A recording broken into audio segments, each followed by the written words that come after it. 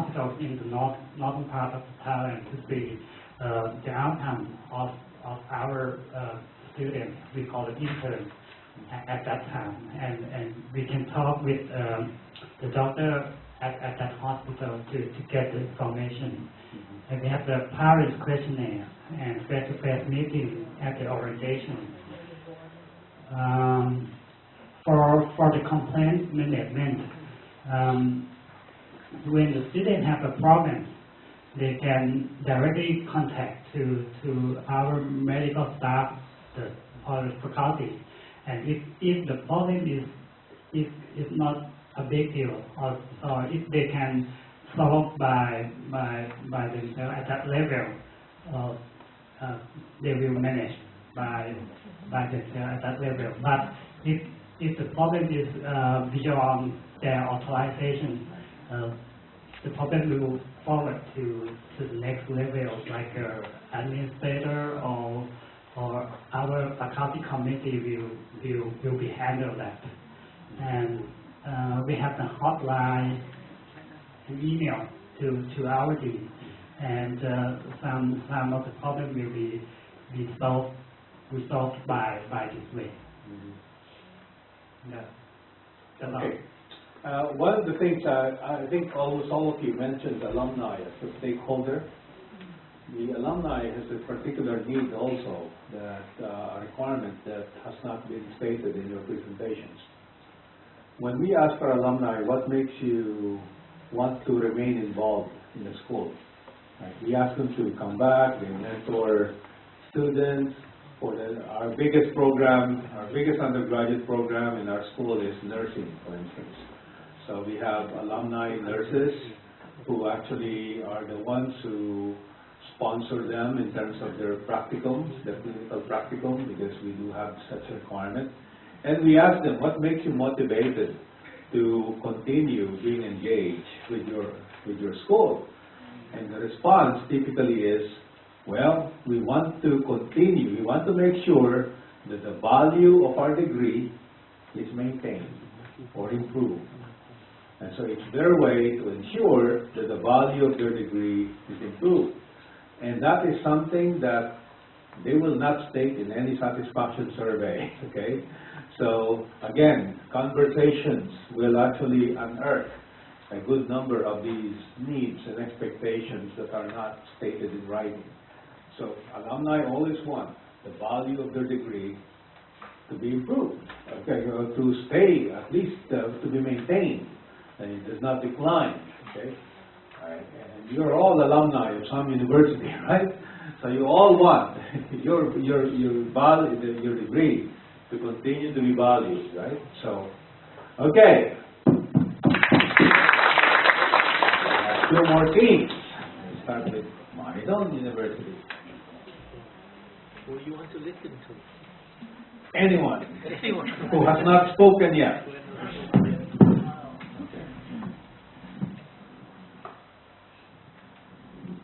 I'm sorry. You've spoken a number of times. So yeah, I know.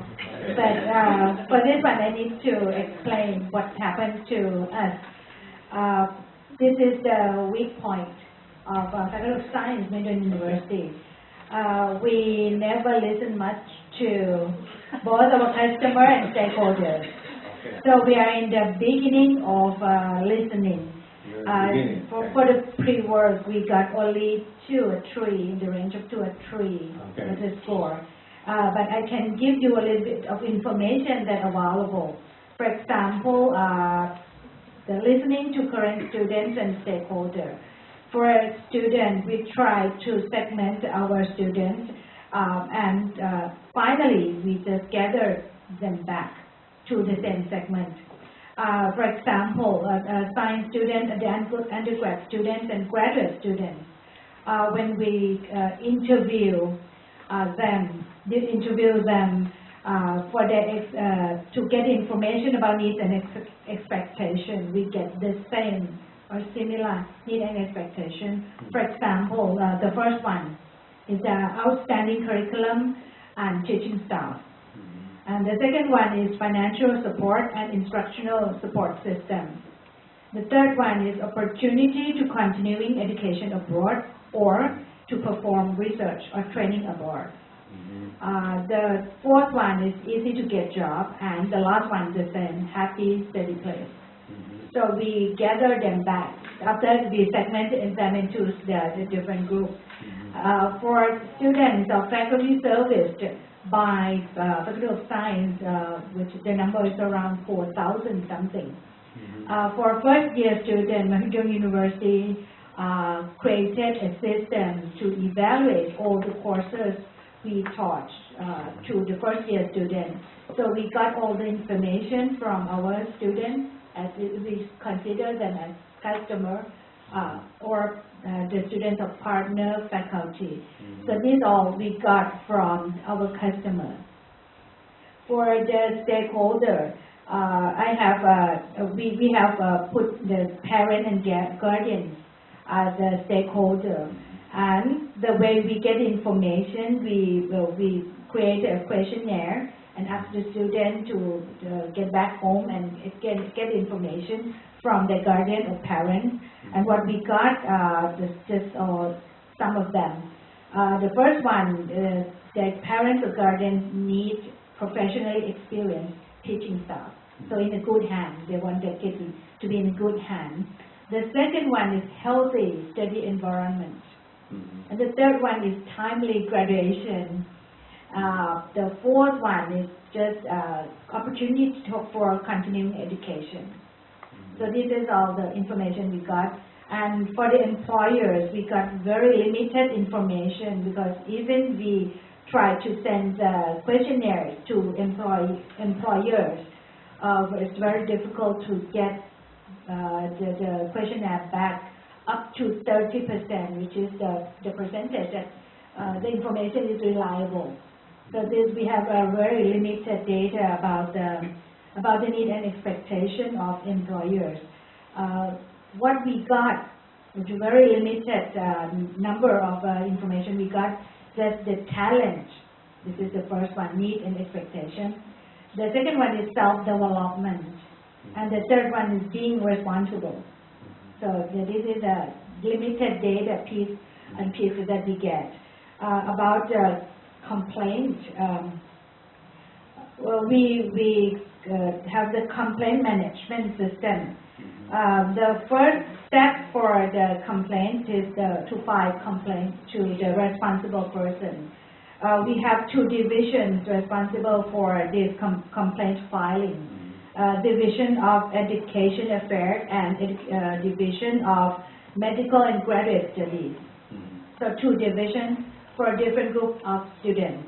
So the medical student and graduate student go to one division. The undergrad students, which is higher in number, okay, going to another division. And they can also file the complaint to the Division of Administration if the complaint is related to the physical, like the buildings, the place, and so on and so forth. So if it is the service and delivery problems, it's going to the Education Division. If it is about safety, security, something, they go to the Administration. So we have the responsible personnel. Now, how the step is measured, there are two categories, immediately or later. So later is not so good. So we plan this is the plan, not done yet. Still future tense. Right, yeah, future trends, at least we will have the checklist. Yeah. The checklist of the process to check whether, how fast is the process proceed. Now, the second step is the report. Because for some complaints, which huge impact or high likelihood must be reported bottom up to the leader or the administrator, responsible person. And this report is sometimes reported further to the faculty committee in the meeting to take it into consideration and try to find the means or the plan to prevent not to happen again. This is the report system bottom up. And then the third step is top down. Okay? in process, the leader just ordered asked the responsible person to proceed. For example, we had a bad accident once with the gate of the faculty just fell down and hurt one of our students. So we have the immediate report, and then after the report, the report is bottom up and it's immediately taken care of. The dean himself visits the student at the hospital. The compensation has been taken care of within days, just few days, and the problem is fixed within 24 to 48 hours. So this is the way. And what we did to ensure that the complaints are resolved promptly or effectively, we check satisfaction and check on the student himself or herself. So our process of complaints include both bottom up and top down. So that's all we have. But we have a very limited information. Sorry. Okay. A number of you mentioned employers as a stakeholder. Okay, right? And then one of the measures typically that you want to capture is the satisfaction of your employers with your graduates, right? That's why you try to capture that information. There's a difficulty sometimes, the practical difficulty of getting employer satisfaction data is as follows. If you end up with an employer who has employed only maybe one of your graduates or two, okay, they might say, well, I cannot release you employer satisfaction data because it's like telling you my performance appraisal of that employee, right? That's confidential material. So all the way we can actually get into that is to maybe just call all of those employers maybe into one meeting, this focus group, and just have an open discussion about what do they think about the overall quality of your graduates. And do the employer satisfaction surveys, like questionnaire, only for those employers that have large number of graduates from your institution with the employer. And I learned that the hard way, by the way. So when I first did an employer satisfaction survey, the first in our business school at that time, so I was so excited, come up with a nice questionnaire, send it out, the response rate was 10%. So, not really promising. Like only about 20 employers responded, and some of them, they responded and actually said, you're asking about confidential data because I only have one graduate from your school who's actually going to us, who's working with us, and so as a result, I really cannot release that information. So you got to be mindful about that. Okay. Move on. Who has not yet reported here? Yeah. Okay. Yes. About students, the same as the other university, we define as the status of the student, like current and future students. The current student, either undergrad and graduate students,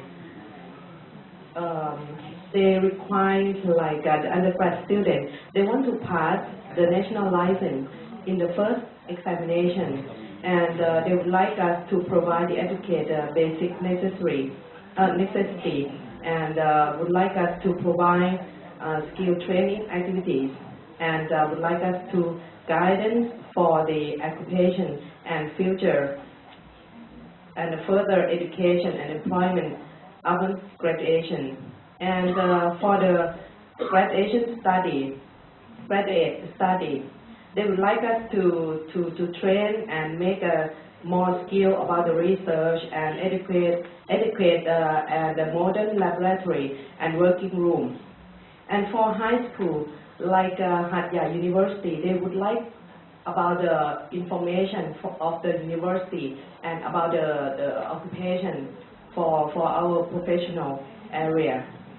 And the different thing of the student segment that we found is about the current student, because from our experience we found that the students that we have some problems when they study in our faculty.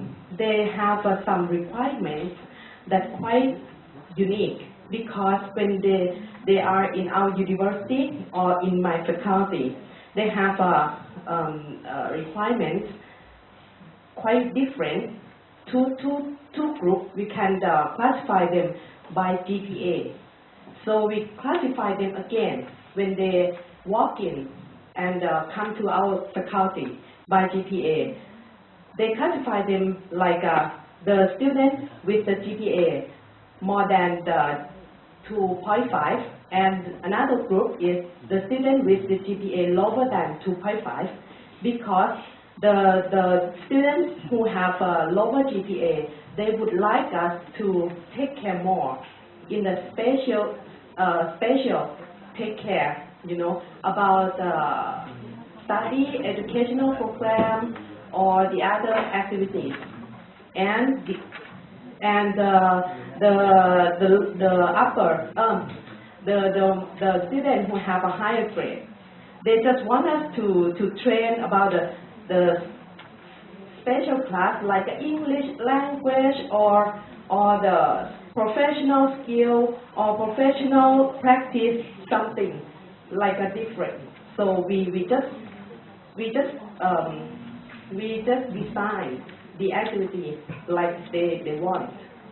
And about the stakeholder, we classify them for 4 groups, like employers of the graduates, and parents, alumni, and granting agency. For the employers, they require about the quality of the graduates, and the graduates are ready and fulfill about the skill to work with them, and they require us to enhance the skill that they need when they have a focus group with them, and they want us to encourage our students to learning from the experience, not just only the theory. And the parents, they just want the student or the students for about safety.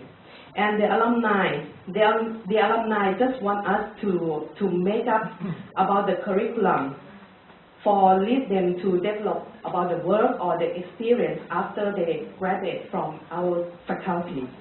And they want us to make a curriculum or certificate for continuous about education and conference to enhance knowledge after graduation. About the granting agency, they just want us to make a publication for them. And about the collection, the satisfaction, we do many things about the questionnaire, survey, or have a focus group for the students. And we also do about the social media, and we have a face-to-face with the dean. Always do the face-to-face to the dean, and talking to the supervisor, because we have a system of the advisor, and we do twice a year with this system with the student affairs. And for the stakeholder, we have a survey, a letter, questionnaire, orientation meeting, alumni meeting, and social media, and we have a site visit as well. For the complaints, we have a system like I mentioned in previous. After we got the complaints, the reports will be considered via the advisory board under supervision by the dean to categorize the requirements or the complaints to the two categories.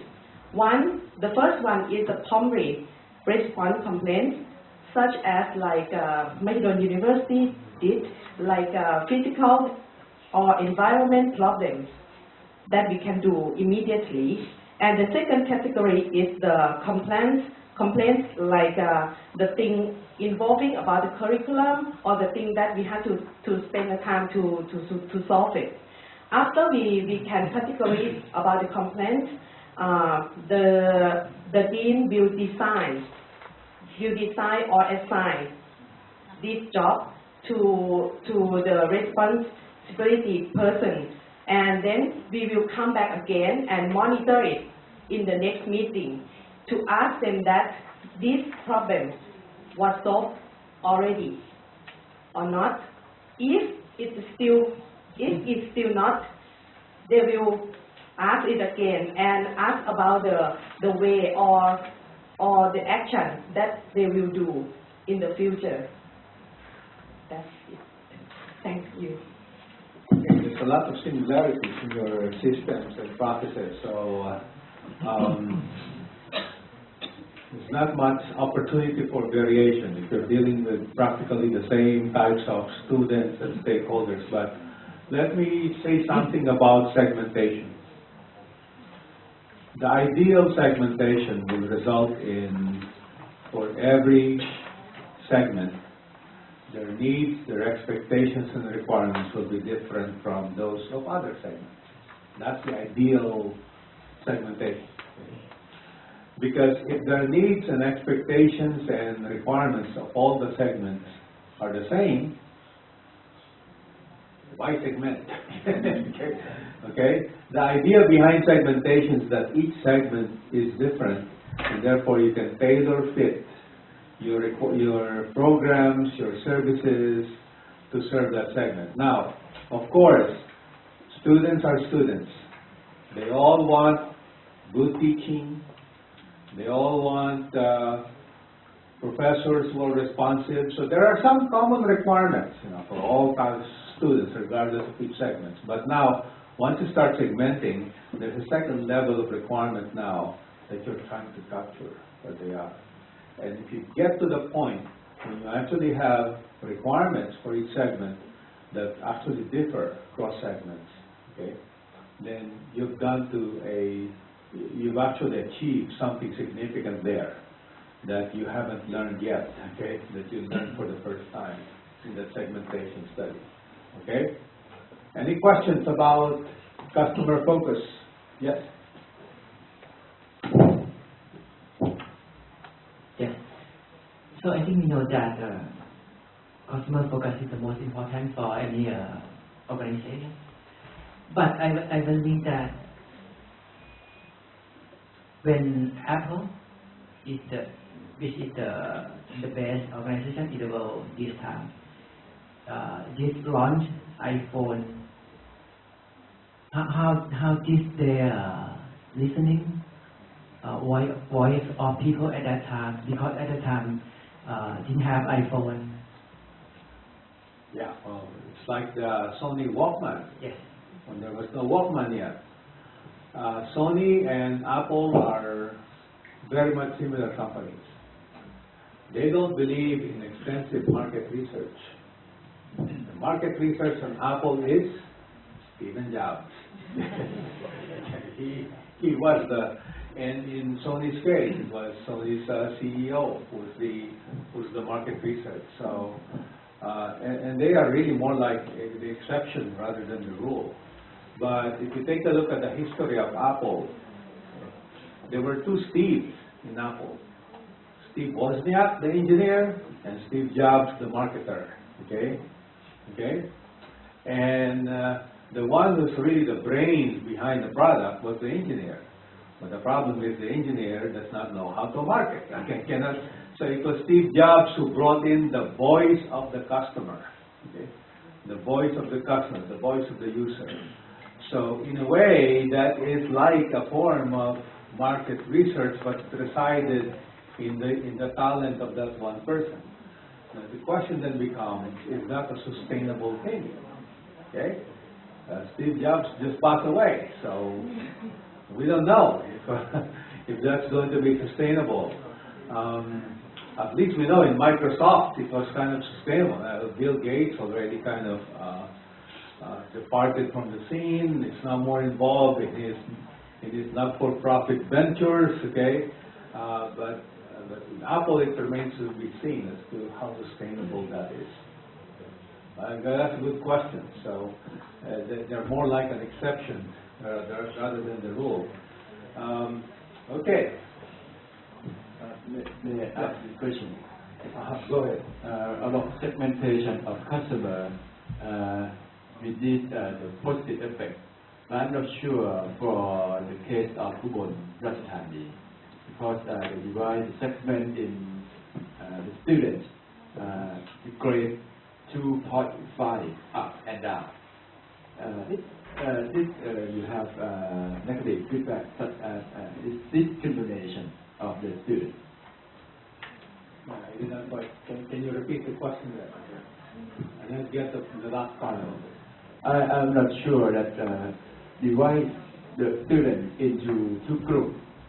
For the student, the grade 2.5 up and 2.5 down. I'm not sure this is discrimination of the student. No, it's not. Well, it's a way to recognize that some students are actually performing better than others. I probably would not segment my students that way, but we have a way, we do something similar, and that is we have what we call the early warning device. Okay? And this is in our undergraduate program, not in our graduate programs. Like about the 4th week of instruction. Our semester is 15 weeks. Okay? After the first month, every professor is supposed to submit to the registrar an early warning kind of system, an early warning report, where if you find a student who is kind of at risk of failing your course, failing your subject, okay, you need to advise the student to actually see the tutoring center, okay, to see the advising center. And that information is then fed back to the registrar's office. What the registrar then does is they actually do a kind of a Pareto analysis of what are these subjects that are the ones that that become the sources of most of these early warning reports. Okay? Because some subjects have higher failure rates than others. Okay? So that's what we're trying to do. And of course, it varies from school to school, from faculty to faculty. In the business school, that subject typically would be the quantitative areas, like mathematics, statistics, accounting. So those are the ones that in finance. So those are the subjects that we need to keep track of, because they're the ones that actually contribute to a higher failure rate. And of course, it's a concern to us if a lot of students fail in those courses, because we admitted those students into our university, and by the fact that we admitted them to our university, it signifies that we think they can make it. And then if they're not making it, then there's something wrong with our system. Okay, there's something wrong with our system. So as a result of that, then we actually have teaching improvement awards, or these teaching improvement grants that we give out in order for teachers to actually look at alternative ways of delivering instruction, alternative ways of actually supplementing instruction in the classroom in order to reduce failure rates. Okay? So what they're doing is not completely different from what we're doing, although we don't segment the students that way, but we find out which students are at risk. We're also piloting a program last semester. We piloted a program, and I mean pilot, which means a very small group of students. And we actually targeted the students who are really at risk. At risk meaning they come from relatively poorer families, okay? And none of their parents went to college, okay? And the fact that because they come from relatively poorer families, that means they have to work. Sometimes they have to work 2 jobs, okay, in order to contribute to their tuition, according to contribute to their expenses. And so these are those who are at risk of failing in their courses, and we want to capture them, we want to recover them, we want to save them. And so I actually asked one of our faculty members who will be passionate for serving these students. I released her from 2 classes. So she has half-time load. What she does is, she is like the mother of these 12 students who we identified, okay? And we piloted the system, we identified it, we identified 12 students, so she's like the mother, or I don't want to use the word babysitter, but she calls herself the babysitter of these students. But it's a pilot, so we want to know what might we do differently to save these students. And one of the things that we noticed, one of the things that she noticed, is that these students don't have any sense of urgency about their situation. How come? You pay this tuition, you're flunking, you're not showing up for class, but you're working 2 jobs, okay? And but when I said no sense of urgency, this advisor will actually call the students, okay? Hey, let's meet next week. We'll arrange this meeting because we have a protocol that we will follow, like to save these students. They would not even return calls. Call 3 times, 4 times, and they will actually return call only if she called the parent. She called the home, okay?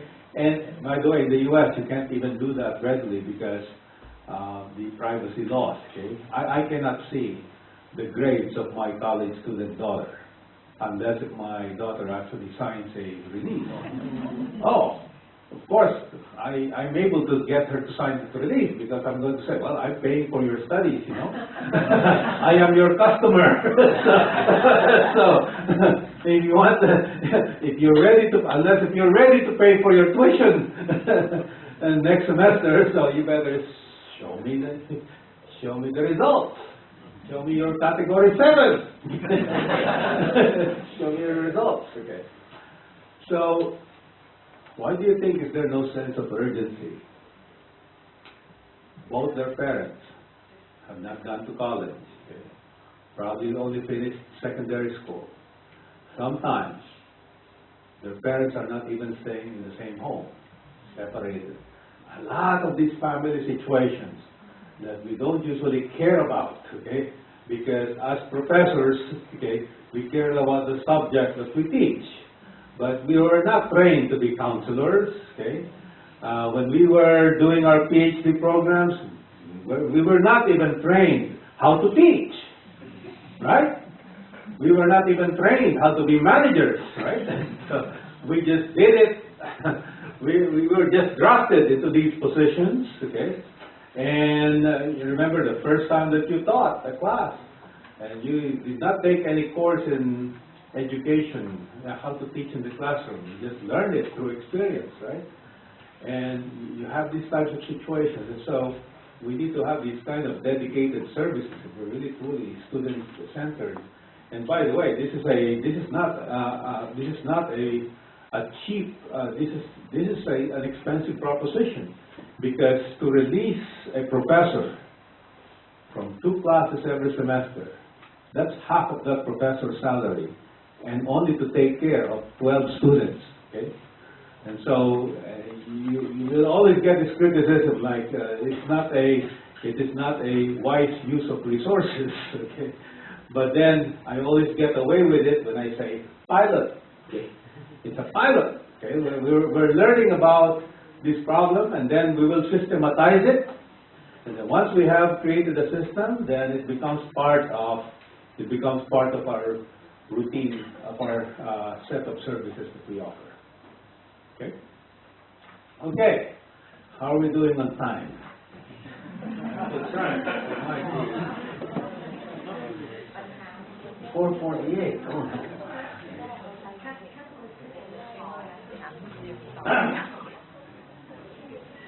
Let me first, okay. So the acid test for customer focus. Do you know who your customers are? All of you know who your customers are. Do you know what they require, expect, and desire? Okay, those are three different things. Require, expect, desire. Okay? It's like my daughter telling me, I got 3 daughters, Dad,